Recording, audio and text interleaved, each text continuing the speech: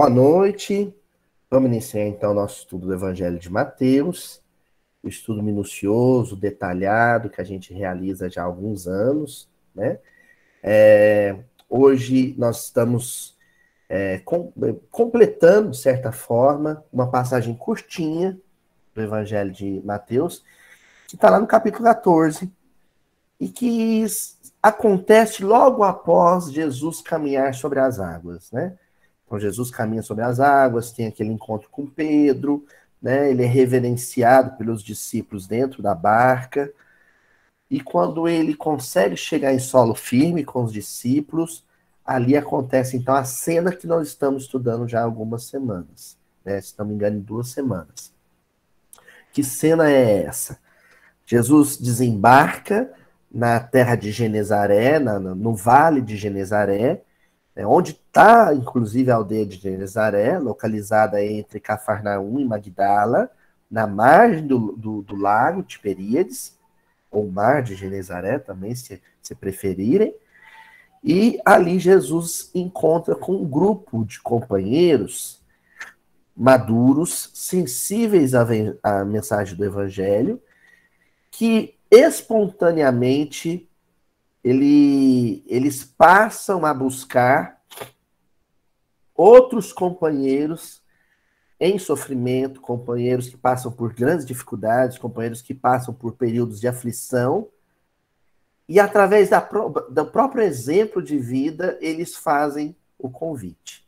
Então, isso é o que a gente estudou a semana passada. Como o processo de sensibilização para o evangelho, ou de evangelização, se o preferirem, ele não depende tanto da palavra falada ou da palavra escrita, quanto depende da palavra viva, da palavra vivida, do exemplo, do testemunho, né? O bom exemplo, a boa conduta, a postura generosa, solidária, fraterna de alguém tem um poder convidativo muito superior ao próprio discurso. Isso é o que a gente estudou até a semana passada. O que acontece, então, depois que esses companheiros partem, né, ao encontro dos sofredores e atraem esses sofredores para junto de Jesus? Aí vai acontecer o que é descrito no versículo de hoje, Mateus capítulo 14, versículo 36. Então, esse é o versículo que nós vamos estudar agora. Rogavam-lhe para que tocassem somente na orla da sua veste. E os que a tocaram foram completamente salvos. Vamos repetir o versículo? Rogavam-lhe para que tocassem somente na orla da sua veste. E os que a tocaram foram completamente salvos. Nós vamos destacar desse versículo, então, a expressão orla da sua veste. Eu não vou destacar somente veste, nem somente orla. Nós vamos hoje selecionar um fragmento do versículo. Orla da sua veste. Acho que o primeiro passo é dizer o que nós devemos entender por veste quando nós nos projetamos para a cultura e a sociedade hebraica do século I. A que o versículo se refere? Que vestuário é esse que Jesus utilizava naquele momento, que tem uma presença tão santa junto à mentalidade popular judaica, israelita daquele tempo, a ponto das pessoas doentes quererem simplesmente tocar essa veste para se curarem. E segundo o versículo, elas se curam. Tocam e se curam. O que é que tem de especial nessa veste? Que veste é essa? O que nós vamos fazer antes de eu explicar o versículo propriamente dito? Nós vamos explicar o que é essa veste, tá bom? Então, eu vou tentar não me atrapalhar com a tecnologia Vou capturar a tela aqui na plataforma, no Meet, no Google Meet, e o pessoal também que acompanha o canal vai estar visualizando, tá? Vamos ver se eu consigo, porque eu selecionei algumas imagens para ilustrar essa tal dessa veste. Vamos ver se vai dar certo. Eu acho que vai dar certo. Vamos ver. Só um instante. Capturando. Tcharam! Apareceu. Olha aqui, gente. É disso aqui que o versículo está falando. Estou usando o cursor aqui para mostrar para vocês. Estão vendo esse chale? Né? É um chale, né? Usar um termo que talvez seja mais familiar para vocês. Isso é um chale. Esse chale na cultura hebraica, né, e eu estou me referindo tanto à cultura hebraica, ou seja, a antiguidade oriental, quanto à cultura israelita moderna, né, que ainda é utilizado nas sinagogas, não mais no templo, porque o templo não existe mais, mas isso aqui se chama talit, ou talit. É um chale normalmente de linho, às vezes de lã, os mais caros são de lã, alguns de seda. Os menos caros são os de seda, por incrível que pareça. Os mais caros pela confecção, né? São os de linho e de lã. Então, é um tecido branco, ele é todo bordado com fio azul, estão vendo? Tem essas faixas azuis. E na borda ou orla do talit, não sei se dá para vocês visualizarem aqui, ó, tem umas franjas. Estão vendo? Essas franjas, né, os tsiot, né, ou tzitzit, né, ou se for na pronúncia sefaradita, é o sissit, né? Então, tzitzit são essas franjas que estão na orla ou na borda do talit. Para que serve isso aqui? Vocês vão observar que ele cobre a cabeça. Então, a primeira finalidade ela é prática. O sujeito, para poder se concentrar na prece, ele projeta o talit para frente do rosto, de maneira que ele não vê mais a lateral, o que está na sua lateral, como se ele se isolasse ali usando o próprio tecido, né? O próprio talit, ele se isolasse para se concentrar na oração. Então, o chamado Talit Gadol, né? O Talit para o momento de tefilá, de oração do crente. Aqui está a cena da mulher hemorroíça. Quem vai se lembrar dela? Né? Vocês se lembram da mulher hemorroíça? Ela vai se arrastando no meio da multidão e ela toca a borda ou a orla da túnica de Jesus. A tradução normalmente é túnica, mas não é túnica. Na verdade, está se referindo ao talit. Ó. É justamente essa cena aqui. Ela tocou na franja do talit, do tzitzit. E esse aqui é o tzitzit, ó. Estão vendo? Agora, eu quero chamar a atenção para isso aqui. Vocês estão vendo que o tecido branco, ele é tramado junto com o tecido azul? Legal, né? Isso aqui é importante porque nós vamos dizer, tá? Então, isso aqui é o tzitzit, é o que vem aqui como franja, né? Do talit. E o tzitzit, ele trama os fios azuis, né? E os fios brancos que compuseram o talit. Correto? Bom, vamos retornar aqui então. Foi possível enxergar direitinho a imagem, gente? Sim? Ficou claro para vocês?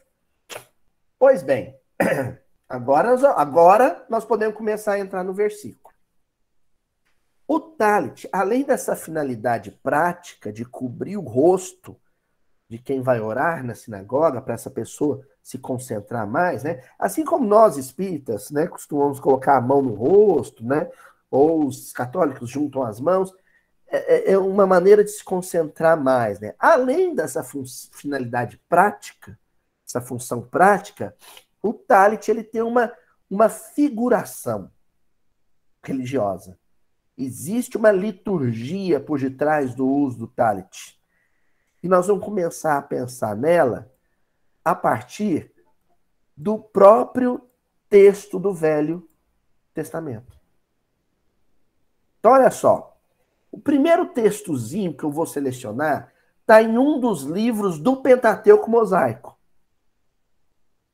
da obra de Moisés, que é Números.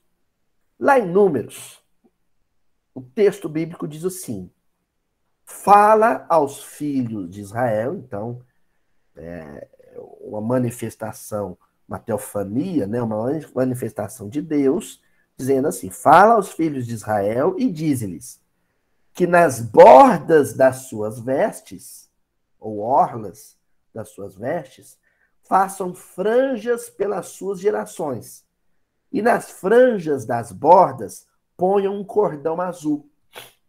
E as franjas vos serão para que, vendo-as, vos lembreis de todos os mandamentos do Senhor e os cumprais.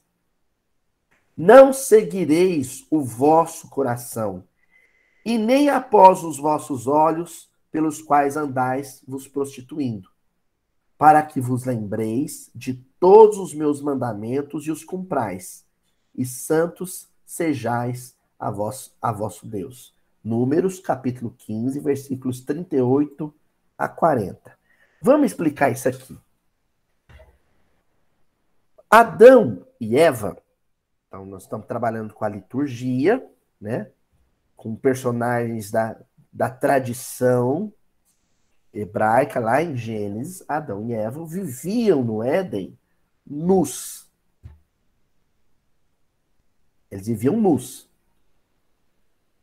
Até que a Eva prova do fruto da árvore do conhecimento do bem e do mal, que nós não sabemos se era maçã, se era jaca ou carambola, pouco interessa. Isso não está escrito. É o fruto da árvore do conhecimento do bem e do mal. Ou seja, ela perde a inocência, ela adquire uma coisa que o ser humano não tinha no seu estágio evolutivo.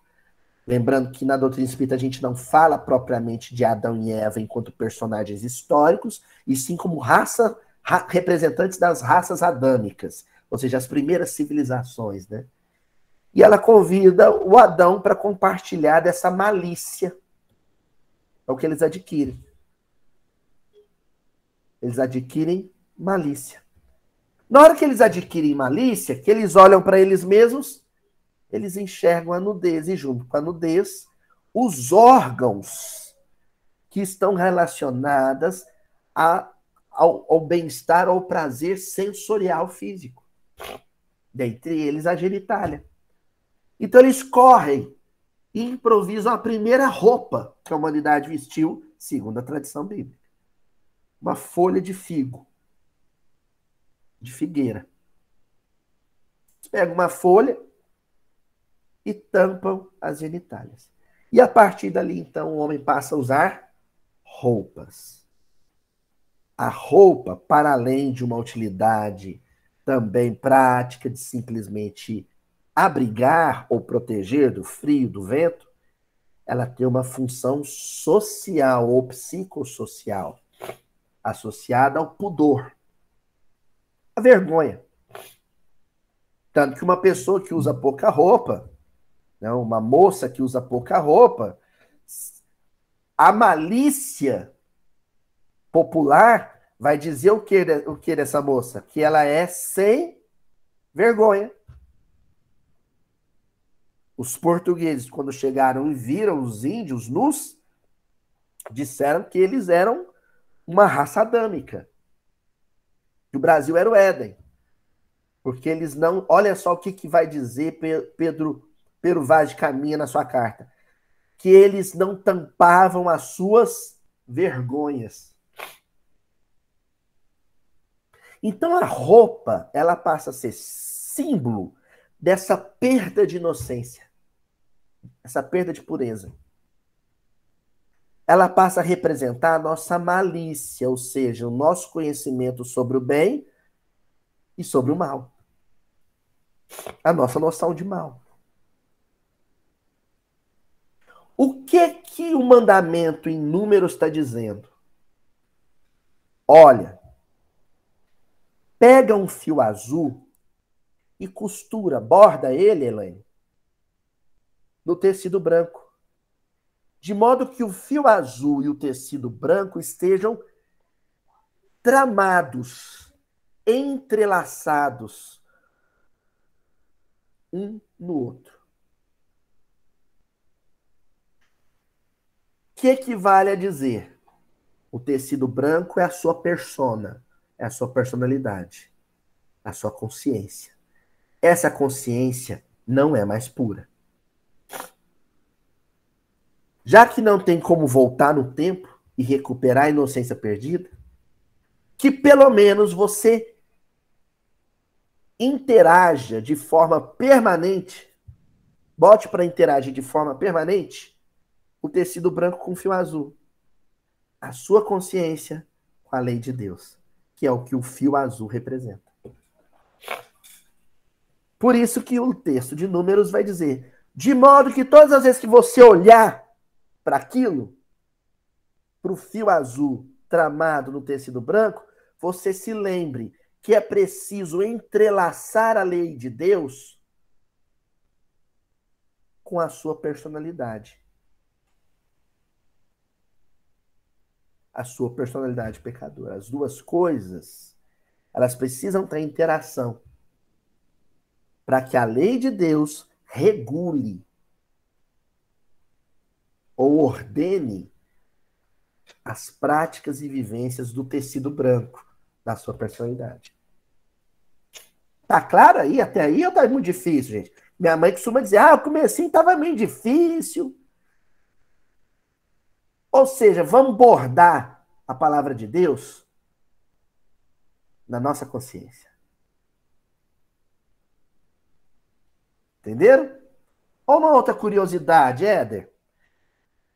Se você contar todos os tzitzit, todos os tzitzit que tem na orla do talit, sabe quantos que vão dar? 20. Por quê? Na verdade, tem trama nos 4 lados dele. Ele é retangular, mas tem nos 4 lados. 5 em cada lado. São 20 tzitzit. São 20 daquela trancinha, daquela franjinha que eu mostrei para vocês agora. Por quê? Os judeus vão dizer que cada um equivale a cada dedo. 10 dedos nas mãos, 10 dedos nos pés. De novo, olha lá. Os pés, sentimento. As mãos, ação. E aí, o que vai ter tramado que eu mostrei para vocês no tzitzit? O fio branco e o fio azul. Entrelaçados. De modo que a lei de Deus esteja presente em todas as suas emoções, em todos os seus dedos dos pés, e em todas as suas ações, em todos os seus dedos das mãos. Isso tudo que eu expliquei para vocês está dito de forma subliminar, ou seja, exige algum esforço semiótico, algum esforço de entendimento da semiótica presente ali, dos símbolos e seus significados, contido numa peça de tecido. Isso é didática, gente. Isso é pedagogia. O professor contemporâneo usa o datashow, usa o Google Meet, usa o pincel, usa o quadro. Os judeus usavam uma roupa. Um mestre rabino pegava um talit, sentava com um menino na frente dele, que já tivesse feito bar mitzvah, com 12, 13, 14, 15 anos, e dava uma aula para ele sobre a relação entre lei de Deus e consciência, através dessa peça de tecido. Então, o judeu daquele tempo conhecia o significado do talit, sabia o que representava o tecido branco, sabia o que representava o fio azul, sabia o que representava cada um dos 20 tziot que tinha na orla do talit. O que eu quero dizer para vocês é que quando esses doentes, quando a mulher hemorroíça se arrastavam para tocar o talit de Jesus, isso tinha um significado porque eles sabiam em que estavam tocando. Eles sabiam que aquele pano, que aquele pedaço de pano representava. Eles sabiam o que ele tinha e o que lhes faltava. Entendeu? Por isso que Jesus, quando a mulher hemorroíça encosta no talit, ele vai dizer o quê? De mim saiu virtude. E é uma coisa tão bonita, porque ela, como mulher hemorroíça, ou seja, uma mulher com fluxo de sangue, com hemorragia, sangrando, ela não podia tocar em nenhum varão. Ela não podia tocar em nenhum homem. E ela respeita isso em Jesus, porque se aquela comunidade visse ela tocando a pele de Jesus, o braço de Jesus, o pé de Jesus, a perna de Jesus, Jesus não poderia frequentar o templo por um tempo, porque ele estaria impuro. Então ela respeita ele, e aí ela une o simbólico ao prático. O prático, ela fala, não vou comprometer o Cristo, não vou impedir ele de frequentar o templo. Então eu vou tocar no tecido da roupa, nisso eu posso tocar. É costume, tradição da época. E o simbólico? Porque ela sabia, como todo mundo ali, o que representava o talit de Jesus.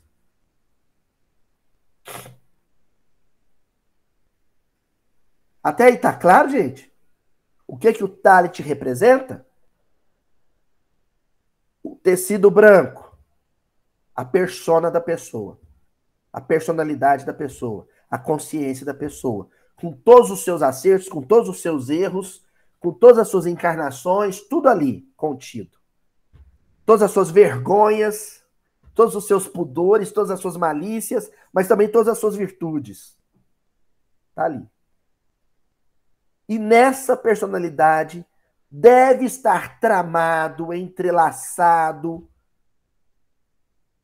unido de forma perene, permanente, perpétua, o cordão azul, que é a lei de Deus. Pois bem, depois os profetas vêm e dão um jeito simples de lembrar a lição do talit, a lição contida, né, zipada, vou usar um termo da informática, zipada, compactada naquela peça de tecido. Né? A Helene Cristina está lembrando aqui, ó, a Madre Teresa tinha essa consciência, com certeza tinha. Né? Lembra muito, de fato, lembra muito o hábito dela, né? Branco e azul, né? Então, olha só que, muito embora, é importante lembrar que o talit era uma peça masculina, viu, Elaine? O talit era uma peça usada pelos homens, pelos varões, na cultura hebraica. Mas, enfim, o profeta Zacarias, por exemplo, lá no capítulo 8, versículo 23 do seu livro, ele vai dizer assim, naquele dia sucederá, então vamos lembrar que Zacarias é um profeta messiânico, né? Ele está afirmando que vai vir, né? Naquele dia sucederá que pegarão 10 homens de todas as línguas das nações, pegarão sim, na orla do vestido de um judeu, dizendo, iremos convosco, porque temos ouvido que Deus está convosco. Então ele está anunciando a vinda de Jesus. Zacarias está dizendo assim, naqueles dias, ou seja, quando o Messias estiver entre nós, virão 10 homens, 10 doentes, 10 enfermos, 10 cegos, 10 leprosos, 10 paralíticos, 10 endemoniados, e tocarão nas vestes, na orla das vestes desse homem. E dirão para ele, né? Iremos contigo porque Deus está convosco. Sabe o que eu quero chamar a atenção nesse versículo do livro de Zacarias, Éder? O 10. Eu já comentei isso há uns 200 miudinhos atrás. É chique isso, tá fazendo? Há uns 200 miudinhos atrás, né? Há uns 150 miudinhos atrás, eu comentei com vocês que o 10 é o número da rebelião.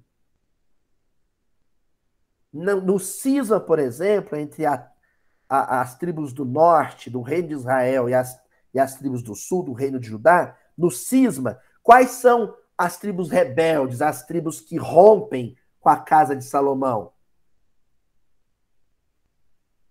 As 10 tribos do sul. 10, símbolo da rebelião. Tem até uma análise interessante que minha amiga Candice Guinter fazia, eu achava isso genial da parte dela, que ela fez a seguinte observação. Quando você pega livro associado a anjo encarnado, Célia Lúcius, uns 50 anos depois, Alcione Villamil, no Renúncia, os livros são divididos em duas partes de 7 capítulos cada um. Ave Cristo, com Quinto Varro, a mesma coisa, é um anjo encarnado, né? Duas partes de 7 capítulos cada um. 7 é o número de Deus. Mas quando você pega uns carcará sanguinolento, igual era Saulo, igual era Públio Lentulus, dois espíritos rebeldes com a lei de Deus, que recalcitraram ante os aguilhões, teimosos, endurecidos. Paulo Estevão, há 2000 anos, Paulo Estevão é a história de Saulo, da conversão de Saulo. Há 2000 anos, a história da conversão de Públio. Nós temos duas partes de 10 capítulos cada uma. Vocês acham que o Emmanuel está fazendo graça com isso, né? 10. O 10 é o número da rebeldia, do espírito rebelde, endurecido, que rompeu com Deus. Olha aí o profeta Zacarias dizendo: 10 homens procuram Jesus, muito doentes, para se curarem, tocando a orla, a borda do seu talit. O que o Zacarias está dizendo de forma subliminar? Que esses 10 doentes eram doentes porque eram rebeldes. Porque existia neles algum gênero, algum tipo de rebeldia oculta, inconsciente, que é a raiz mais profunda de suas enfermidades manifestas. Ah, mas você está dizendo que todo doente, todo paciente grave é um espírito rebelde? Não estou dizendo necessariamente que ele é um espírito rebelde, porque na verdade é. Eu não estou dizendo, mas é. Porque todos nós somos extremamente doentes. Gente, aqui em Uberaba, eles estão abrindo uma farmácia em frente à outra, do lado de outra. Isso é sinônimo de quê? Porque como uma cidade de 400 mil habitantes tem tanta farmácia? Porque é uma cidade doente. É uma cidade cheia de doentes. Nós estamos doentes por quê? Porque existem processos de rebelião interna, de rompimento íntimo com Deus. E a gente precisa se curar.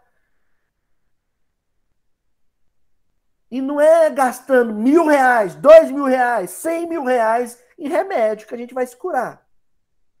Isso é paliativo, né? Nós temos que ir na profilaxia, nós temos que ir na raiz, do não adoecer.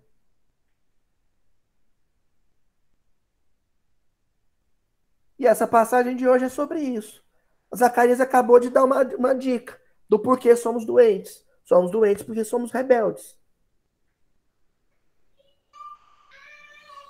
Ei? Tá entendendo? Não sei o que o Chico tá gritando ali, não, mas ele tá falando em chiconês. Tá falando alguma coisa importante ali, depois eu entendo. Continuando, agora com o profeta Malaquias. Ó, hoje eu fui para uns profetas, tia Adriana, do banco de reserva hoje, hein? Lá do B. O Malaquias, ó, profeta importante, Malaquias. Capítulo 4, versículo 2. Mas para vós, os que temeis o meu nome, nascerá o sol da justiça, e cura trará nas suas asas, e saireis, e saltareis, como bezerros da estrebaria, como um bichinho alegre saltando. A cura vai surgir entre os homens e ela, a cura, vai sair de suas asas. Vocês sabem o que quer dizer talit? Asa. Malaquias também é um profeta messiânico. Ele está dizendo, ó, quando o Messias estiver entre nós, o seu talit é como se fossem suas asas. A capa do Batman. E a cura vai estar em suas asas. A cura vai estar em seu talit. O que o Malaquias está dizendo? A cura é o talit. A cura não é Jesus. A cura é o talit. A cura é aquilo que o talit representa. A cura é aquilo que o talit simboliza. A cura é aquilo que o talit está ensinando. Que é preciso que a lei de Deus esteja impregnada, tatuada, gravada, colada, adesivada, plotada na nossa psique, na nossa persona, na nossa psicologia, na nossa mente, nos nossos hábitos, nos nossos sentimentos, no nosso proceder, na nossa vivência, no nosso dia a dia. Porque sempre que o fio azul não tiver presente no tecido branco, ou tiver desfiado, rompido, rasgado, ele precisa ser tramado pela primeira vez ou tramado de novo, bordado. Nós precisamos bordar o pensamento de Deus nos nossos pensamentos. De modo que não se saiba mais o que é pensamento de Deus e o que é pensamento meu. Não sou eu mais quem vivo, mas é o Cristo que vive em mim, não é o que vai dizer Paulo? Quem sentiu isso? Fui eu ou fui Deus? Eu vi um menininho chorando no sinaleiro, com o pé descalço no asfalto quente, vendendo balinha. Eu senti uma comoção interna, me deu vontade de comprar a caixa de bala dele inteira. Ainda falar para ele, vamos ali tomar um lanche, filho. Quem sentiu isso? Quem sentiu essa misericórdia? Fui eu, fui Deus? Fui eu e Deus. Porque Deus está bordado, tramado em mim.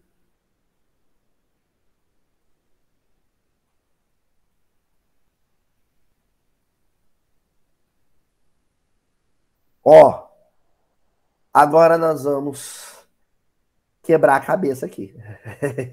Sabe por quê? Quando eu falo de fio azul bordado no tecido branco, tramado no tecido branco, eu estou falando de virtude adicionada, acrescida à consciência. Mas aí vem uma pergunta difícil. O que é virtude? Ah, Luiz, a virtude não é difícil. Não é uma pergunta difícil. Eu sei o que é virtude.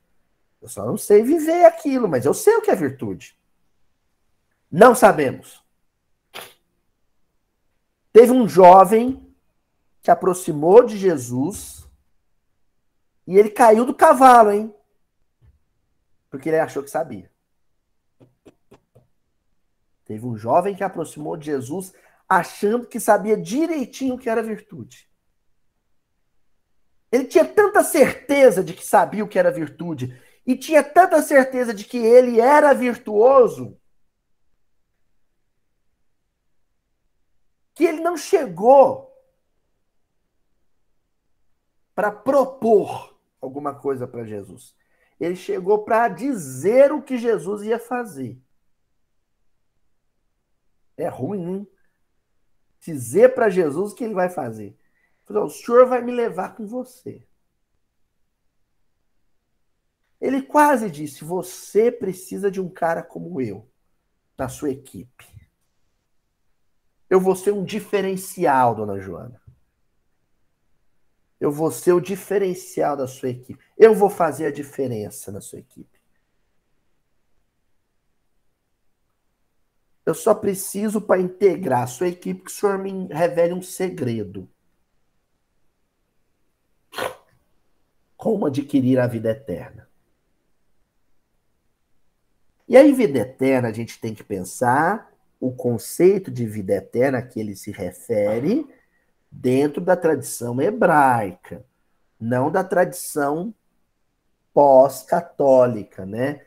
Da tradição católica, tradição protestante, até mesmo no meio espírita, né? Que herdou muito disso. Nós temos que pensar isso dito naquele contexto. O que é essa vida eterna? É vida com Deus. Porque a noção de eternidade é diferente da noção de imortalidade. E os judeus já sabiam disso. A imortalidade é quando você é criado a partir de um ponto, que é Deus, e após a criação você passa a existir ad eterno. Apesar que o termo ad eterno aqui não caberia muito bem. Você passa a ser imortal. É o espírito imortal. Toda religião acredita na sobrevivência da alma em relação à morte do corpo. Agora, a eternidade é alguma coisa, é um conceito filosófico, nem é teológico, mais profundo. O eterno é aquilo que sempre existirá e sempre existiu. É o incriado. Deus é o incriado. Deus não foi criado, porque senão o que o teria criado seria então Deus. Concorda? Por que eu estou explicando isso? Porque é o que o jovem da história que nós vamos discutir aqui queria.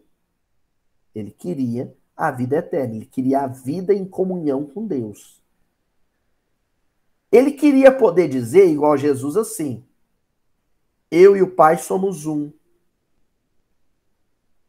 Quem vê a mim, vê ao Pai. Ele queria isso. Só isso, né? Ele queria só isso.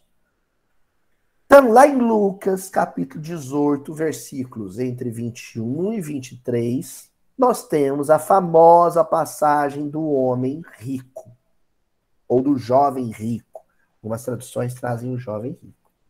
Luiz, mas qual que é a relação entre essa passagem do jovem rico e a passagem do versículo que nós estamos estudando hoje, dos doentes tocando o cálice de Jesus? É muito simples, com uma pequena diferença. Os doentes de Genezaré tocavam o cálice de Jesus porque sabiam que estavam doentes. O jovem rico era um doente que chega e não toca o cálice de Jesus porque acha que está saudável. Entenderam a diferença? Muito embora seja tão doente quanto os outros. Vamos ver essa passagem, então? Vamos lá, ó. Certo homem importante lhe perguntou: bom mestre, que farei para herdar a vida eterna? Aqui eu já queria chamar a atenção, que é o primeiro versículo da passagem, né? Para quem está anotando aí, Lucas, capítulo 18, versículos 21, 22 e 23. Então, o versículo 21 aqui já traz isso. Certo homem importante. Importante para quem? Tenho certeza que alguém pensou assim: ah, importante para o mundo, né? Mas não necessariamente importante para Jesus. Agora nós vamos dar um nó na cabeça de todo mundo. Importante para Jesus e desimportante para o mundo. Nós não somos importantes para o mundo. Nem o homem rico, nem o homem pobre.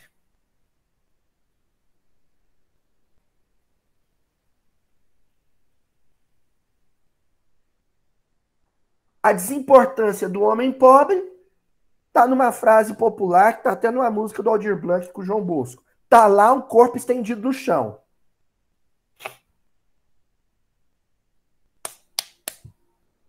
E como diria Chico Buarque de Holanda, morreu na contramão atrapalhando o tráfico. O tráfego. O tráfico também.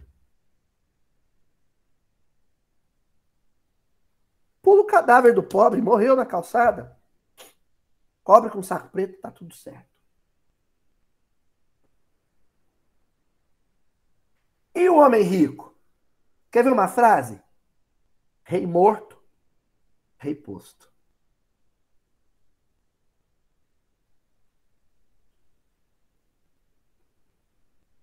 A roupa chique, o carro luxuoso, o apartamento grande, o cartão de crédito sem limite. Isso tudo é desimportante quando você não mais é produtivo.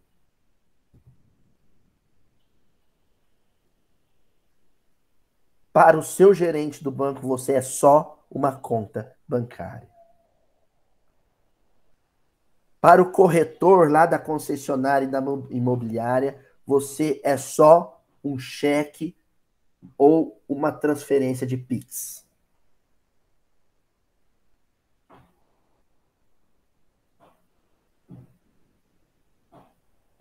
Para o seu reitor na universidade, você é só um lápis.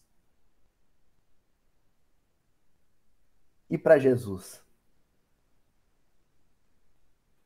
Para Jesus eu sou importante. Para Jesus eu sou importante. Para Jesus eu sou uma sementinha espiritual que André Luiz no Evolução em Dois Mundos vai chamar de mônada celeste. Mônada quer dizer semente. Uma sementinha espiritual que há bilhões de anos atrás o amor de Deus pôs na mãozinha dele e falou, cuida para mim. E Jesus pôs ela no coração assim, falou, agora cresce dentro de mim.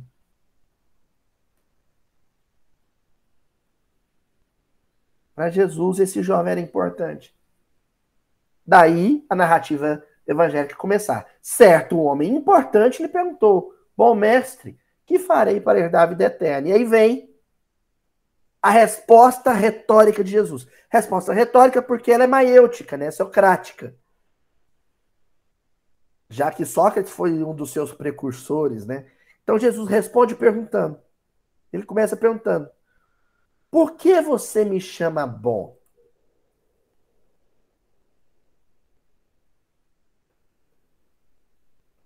O que Jesus está perguntando para ele? Espera aí, vamos começar então a lição por aqui. Por que você está me chamando de bom? Ele responderia, porque você é um homem virtuoso. Mas você sabe o que é virtude? Quais são as qualidades que você enxerga em mim? É o que Jesus está perguntando para o jovem. Quais são as qualidades que você enxerga em mim?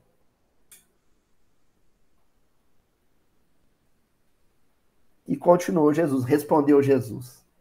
Não há ninguém que seja bom a não ser somente Deus.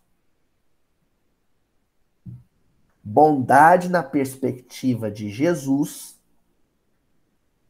compreendida nesse diálogo, é toda a virtude integral, completa. Só Deus tem todas as virtudes.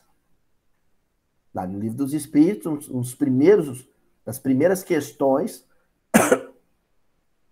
trata disso. Os atributos de Deus. Os Espíritos vão dizer para Kardec, tem alguns que nem adianta eu tentar explicar, porque falta-lhes um sentido. Um olho na testa. Um sexto sentido. Uma sensibilidade que vocês não têm. E Jesus está dizendo para ele. Jesus começou dizendo para ele assim, ó. Primeira coisa, abaixa a bola. Você é humano. Eu sou humano. Deus, só um.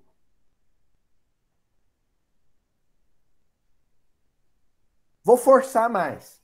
Jesus está dizendo para o jovem rico: quem que você pensa que é, rapazinho?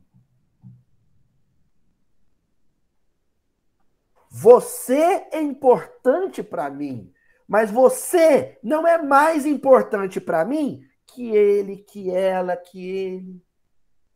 Entendeu? Você é importante para mim, mas não é mais importante que os seus irmãos.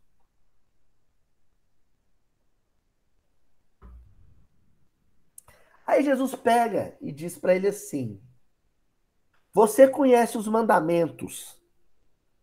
Não adulterarás, não matarás, não furtarás, não darás falso testemunho e honra teu pai e tua mãe. Jesus está falando assim: é isso que é virtude para você?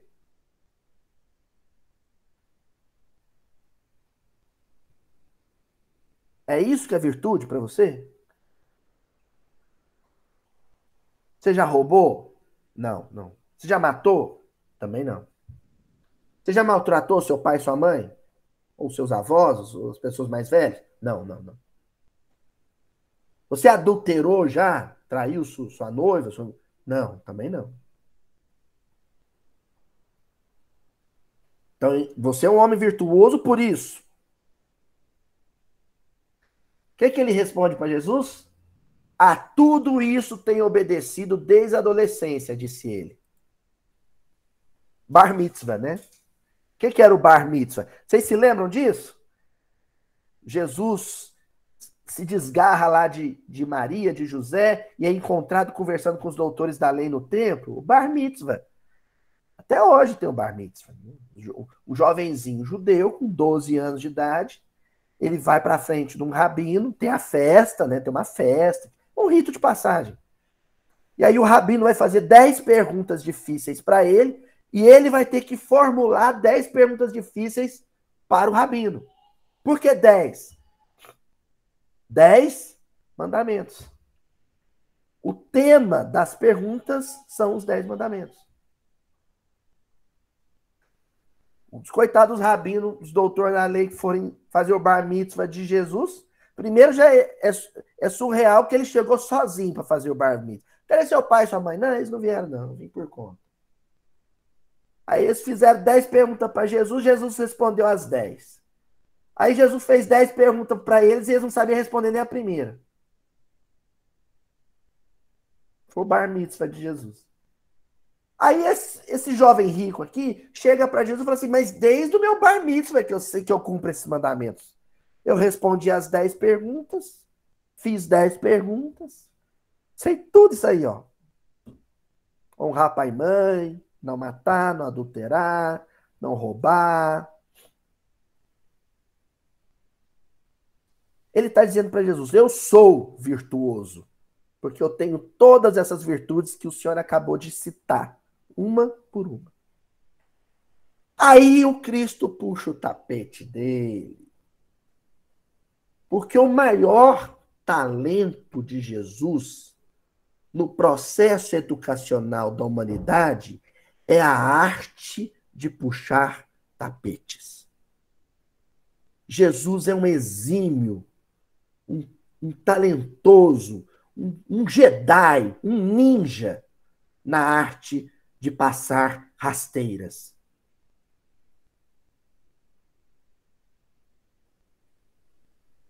Sabe? De tirar o chão. E ele passa uma rasteira nesse sujeito aqui. Vamos ver como? Olha lá. Ao ouvir isso, disse-lhe Jesus: falta-lhe ainda uma coisa. A casa caiu. Como assim? Eu acabei de dizer que eu não mato, não roubo, cuido do meu pai e da minha mãe, não sou um marido fiel. O que falta? Jesus disse: não, faltou um. Quer ver que falta uma? Quer ver que falta uma? Quer ver que vai estar faltando uma virtude no movimento espírita? Vamos ver qual que é?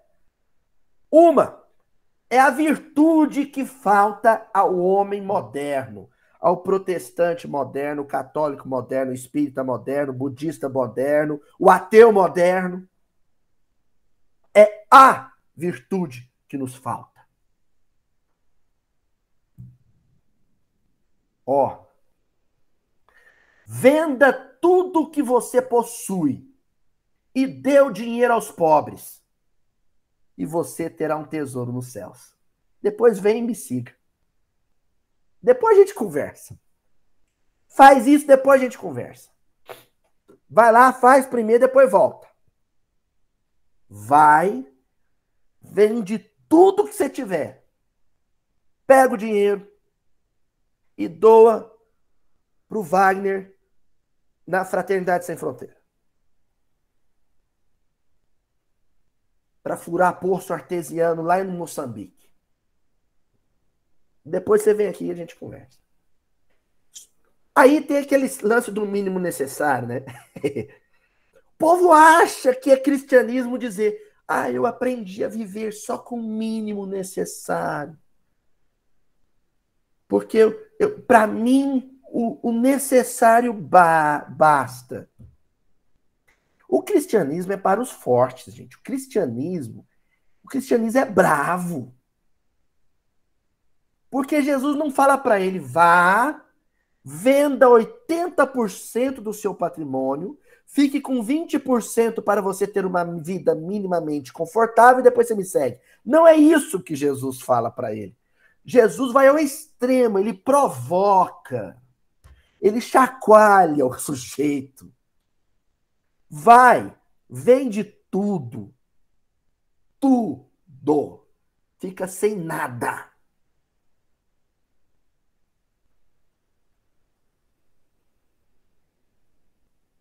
Cuidado, que tem os homens de fé hoje em dia que fala assim: vai, vende tudo que tem, pega o dinheiro e traz para mim.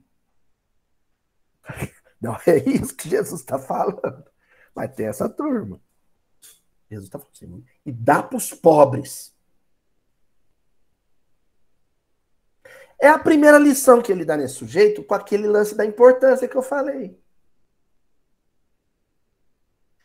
Você tem tudo. Olha ao seu redor. Eles não têm nada.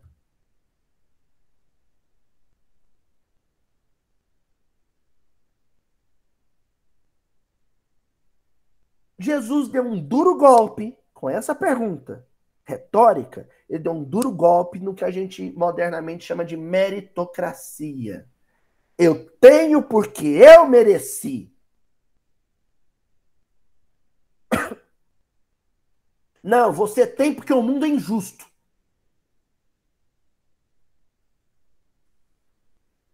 Porque tem muita gente que merece. Merecia ter um prato de comida todo dia e não tem.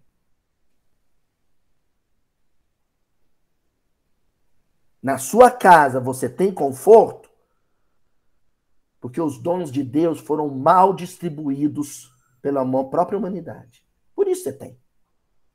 Não é porque você mereceu, trabalhou para ter, trabalhou para conquistar. Não.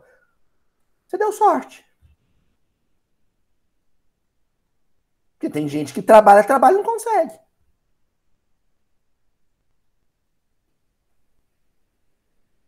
E Jesus está dizendo para ele: se iguala aos outros lá. Ó. Você nasceu, chegou aqui, né? Lembra da descrição? O Emmanuel faz questão de descrever como Paulo chega na casa de Sadoc, lá no livro Paulo e Estevão, com uma biga romana, cavalos brancos, túnica grega. É o jovem rico. Deus está dizendo para ele: por que você tem isso tudo? Eles não têm. Eu não tenho. Provocativo isso, hein? Então faz o seguinte, começa a corrigir esse erro.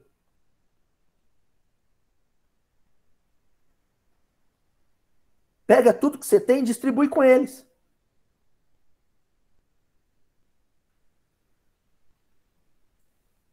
Vamos ver a reação dele? Ouvindo isso, ele ficou triste, porque era muito rico. Mestre, se você tivesse me pedido para distribuir R$ 100, mas o senhor não tem noção, o tanto de dinheiro que eu tenho, o que o senhor está pedindo é demais.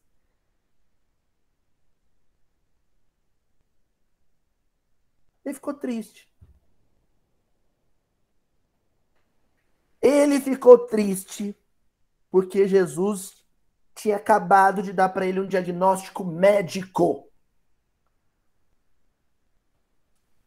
Jesus tinha acabado de dizer: você está doente e a sua doença é o materialismo. Kardec pergunta para os espíritos: qual o maior adversário da doutrina espírita? Muita gente acha que quando leu isso a primeira vez, falou assim: é o catolicismo da época, porque fez o Auto de Fé em Barcelona. Os espíritos respondem para Kardec: o materialismo. Ele não fala o materialista, ele fala o materialismo.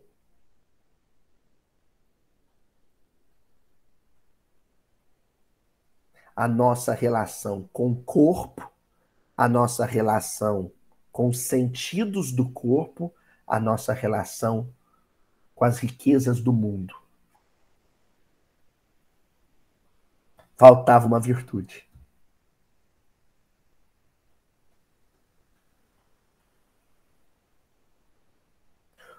Jovem rico, o fio azul que eu quero que você trame, borde no seu talit é esse. Você tem? Ele ficou triste. Não tinha.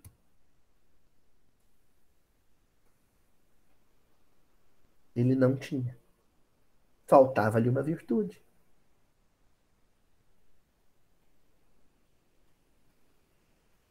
Porque a questão proposta aqui para a modernidade, e quando eu falo modernidade, gente, eu repito isso várias vezes, porque é uma coisa muito mal entendida. Tem gente até que fala em pós-modernidade. Não, não tem pós-modernidade. A modernidade está aí. O que é a modernidade?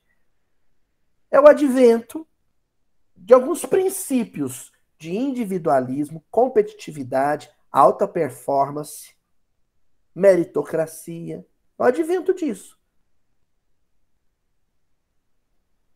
São os princípios que nos regem ainda. Então, isso não foi superado, não tem pós-modernidade. É o homem moderno. Então, Jesus está questionando ao cristão moderno. Aquele que quer segui-lo, mas que tem que superar essa enfermidade da alma chamada materialismo. Aí Jesus provoca dizendo assim: olha, eu não quero que você, na verdade, eu não quero e eu não preciso que você largue sua casa, seu carro e sua roupa. Eu só quero saber o seguinte: se precisar, você faz? É a queda de Isaac, é o sacrifício de Isaac. Abraão, não quero que você mata seu filho, não, meu filho. Só queria saber até onde você iria. Até que extremo você iria por fidelidade a mim. Éder, eu não quero que você venda sua casa em Santa Maria, não. Eu só quero saber, você seria capaz disso?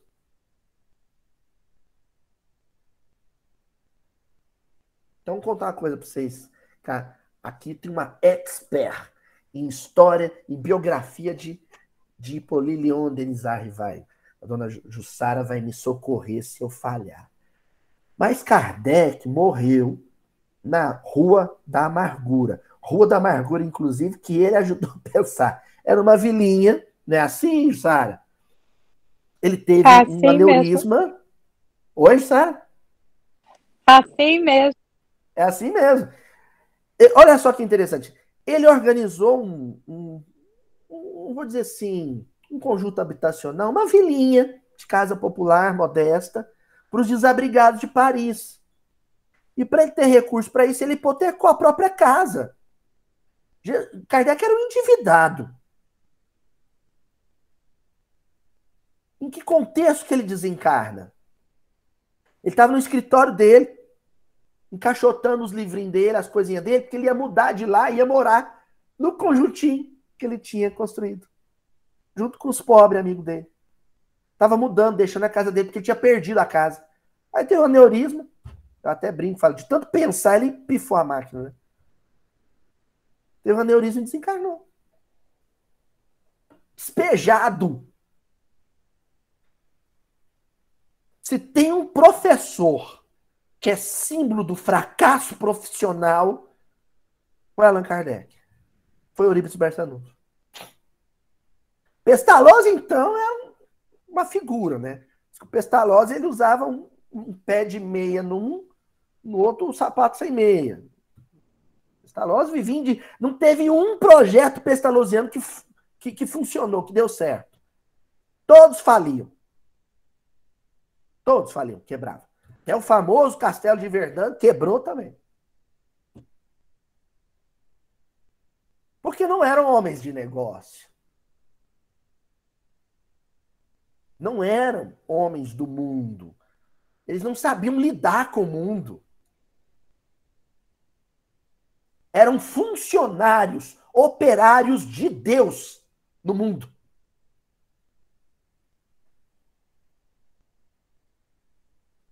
E chegou a hora de a gente fazer a nossa escolha.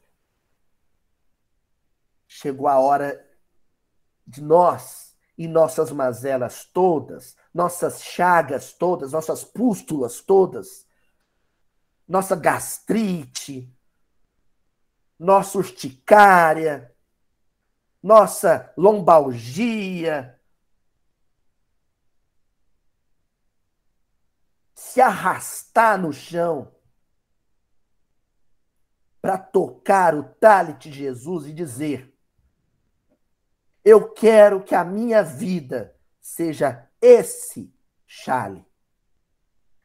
Eu quero que o sentimento divino, o pensamento divino, se confunda com a tessitura da minha alma.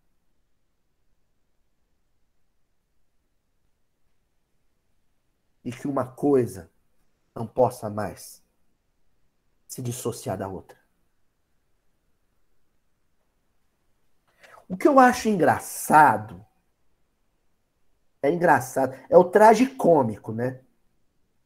O que eu acho engraçado é que o sujeito, na hora que Jesus falou, vai, vende tudo, dá para os pobres, depois me segue, ele não quis. Mas o jovem rico moderno senta na frente do computador e escuta um sujeito youtuber na frente dele falar: vai, vende tudo, pega o dinheiro, põe na minha mão que vamos investir em criptomoeda. Ele faz e cai nesse conto vigário.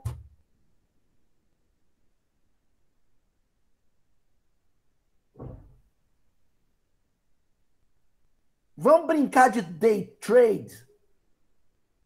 Vamos investir. Vai, vende tudo que você tem, investe na bolsa. Aí fica lá aquele alucinado jogando um cassino financeiro o dia inteiro no computador. A bolsa subiu, a bolsa caiu. A bolsa subiu, a bolsa caiu. Perdi, ganhei. Perdi, ganhei.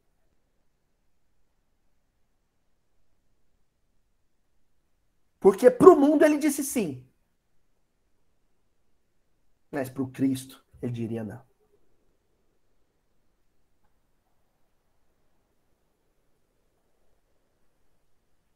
Porque Jesus veio falar de doação, de entrega, de mão aberta. Enquanto os falsos cristos do mundo, que lotam centros de convenção, fala de conquista. Falam de posse. Falam de fechar a mão.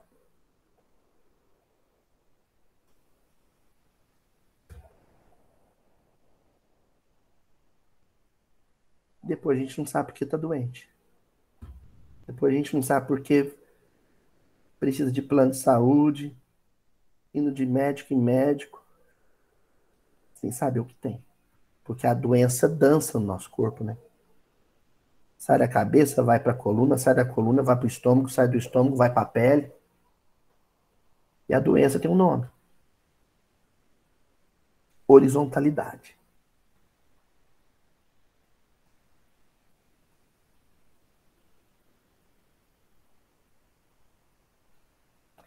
Vamos encerrar então com o Livro dos Espíritos, porque senão também tem os críticos que vão falar, você estudou só Velho Testamento, mas o Livro dos Espíritos, viu? Parte terceira, as leis morais da lei divina natural, questão 621. Onde está escrita a lei de Deus? Na consciência. Onde está costurado, bordado o fio azul? Na consciência. Hein? Aí vem a pergunta dentro da pergunta, né? Visto que o homem traz à sua consciência a lei de Deus, que necessidade havia de ser ela revelada? Resposta. Ele a esquecer e desprezar, quis então Deus lhe fosse lembrado. Não adianta estar com o talit, não adianta ver o talit de Jesus e não reparar na orla do talit. A gente precisa ter um bom motivo para reparar na franja do talit. E esse bom motivo, às vezes, é uma dorzinha no calcanhar, né? É uma gripezinha. É um trem esquisito aí. A gente precisa ter bons. Aí Deus vai dizer, eu vou te dar um bom motivo para você começar a reparar na orla do talit. Para você se lembrar de onde está bordada a lei de Deus. Vou te dar um bom motivo. Quer ver? Então, gente, antes de pedir a cura, vamos agradecer a doença. Às vezes a doença é a cura, né? Falar uma coisa forte, que eu já disse em alguma ocasião, eu vou falar uma coisa forte aqui. Muitas vezes o câncer é a quimioterapia da alma. Aquele tratamento cruel, aquele tratamento difícil, mas é o único.